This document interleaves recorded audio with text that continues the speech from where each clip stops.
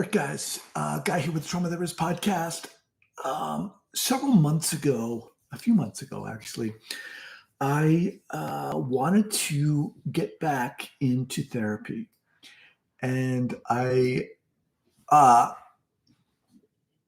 reached out to the therapist I had been seeing, amazing woman, and she told me that she was no longer seeing people.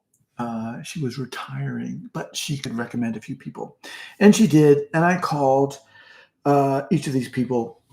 And they were all competent, I'm sure, but there was one in particular who, she told me she spent the time of our introductory call, letting me know what intervention and modality she was going to use, and I just left there thinking to myself, I don't want get this thing on here. I don't want a modality. I want a freaking human being. And I share that with you because I think that gets lost. That element gets lost in the therapeutic space. There's so much need, right? And it's a real need for knowledge. That is crucial. But what I've come to understand and really appreciate is there is an even, dare I say, more need for humanity, for humanness, for genuineness, for your uniqueness, and yes, idiosyncrasies, and to honor that. Why? Because we need each other. We need human beings. We need to be in relation with each other. All right, that's my introduction. So my name is Guy Macpherson. I'm the host of the Trauma Therapist podcast, and I am starting a new self-development program. It's a 3-month program. It's called It's Me Thriving, and it's about us living into our fullness. It's about us learning to dare, to risk, to step outside of our comfort zones, because I truly believe that's where we bloom, that's where we blossom.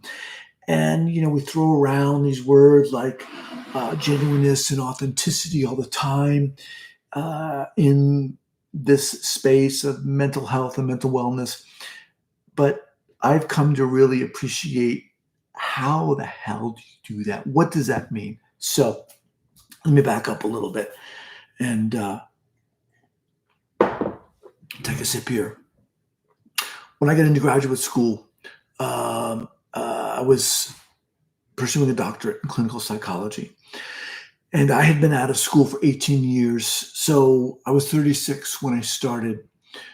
I had been in therapy, kind of, been around the block, as it were. And I felt like I had done some work on myself. When I got to graduate school, I knew that I wanted to focus on trauma. I was so fixated on learning everything I could about trauma and what I needed to know to become the best trauma therapist I could become. Workshops, what articles, conferences, what professor did I need to talk to? Should I talk to? And I didn't understand the value of me. I came into school knowing that, but I didn't really appreciate it. So I got out of school, got into a job, got my degree, got in a job in Northern California, assessing and treating young kids who were showing early signs of psychosis. And not surprisingly, 99.9% of those kids had trauma. But this was trauma that was undiagnosed, that was undetected by the parents, by the teachers, by therapists, by guardians, whomever. And, part of our job was to, and I love this part of the job, it was to take these referral calls from, again, parents, teachers, therapists, to see if their kid was right for the program. And, we'd be on the phone and they'd be telling us what's going on, the behaviors of these kids. And we'd ask about medical history. We'd ask about drugs. We'd ask about changes in behavior. We'd ask about grades and family members and everything. And we get down to asking about trauma. And many times people would say, no, never been sexually assaulted, never been in a car accident. And then you'd ask about violence. And we'd learn to ask how to ask about trauma. This was kind of crucial. But suffice it to say, 99.9% of these kids had experienced witnessing to domestic violence, bullying, trauma of various kinds or another, sexual assault, violence, neglect, et cetera, et cetera, et cetera, that parents didn't know, didn't recognize, didn't understand, didn't accept, didn't want to hear about. And certainly teachers and therapists as well. But then a week later, you get a kid who would come into the office and they'd sit in the waiting room and it would just be this normal kid, this normal looking kid with a book under their arm or a video game under their arm or tablet, whatever, or a stuffed animal. And you'd look at your referral sheet for them that had listed all their behaviors, et cetera, et cetera. And you'd look at the kid and go, all this is going on inside that kid, That was a moment where I was like, I'm going to start a podcast to help raise the awareness of trauma. Something's got to be done. So when I started the podcast, the Trauma Therapist Podcast, my goal was to raise the awareness of trauma. It was to help educate and inspire newer clinicians like myself at the time, and to bring on what I consider to be, or who were considered to be, master trauma therapists. So I brought those people on, and I wanted to ask them how they did what they did.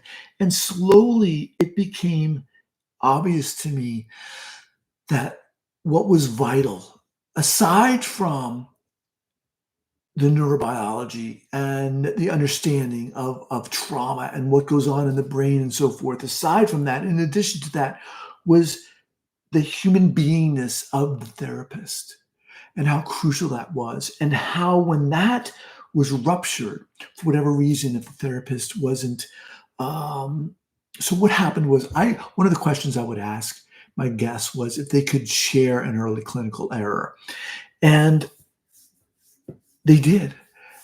And what I was expecting to hear was, well, they couldn't implement, page 222 from Bessel van der Kolk's book or Pat Ogden's book or whomever's book. But that's not what I heard. What I heard were inabilities for therapists to just be themselves, inabilities to connect, to allow themselves to be vulnerable, to allow themselves to not know and be okay with that. And this really caused ruptures in the relationship. And I began to hear this over and over and over again. And this really kind of invited me to look at myself and to honor who I was, my own traumas, my own bullying, and to be able to talk about that. And I did. I started to talk about it on the podcast. And furthermore, it allowed me to appreciate the fact of my own uniqueness, and that how crucial it is for all of you therapists out there and coaches out there to not wear some crown of the therapist's crown or the coach crown, but to be who you are, a human being. And what does that mean? That means willing to not know, understanding the power, not just the power, but that it's okay not to have the answer, and to trust the person sitting in front of you. Why is this vital? Because look, when we encounter someone who is genuine, who is themselves, they're comfortable with themselves, not just comfortable, but they revel in that. That's just who they are. You feel it, you sense it.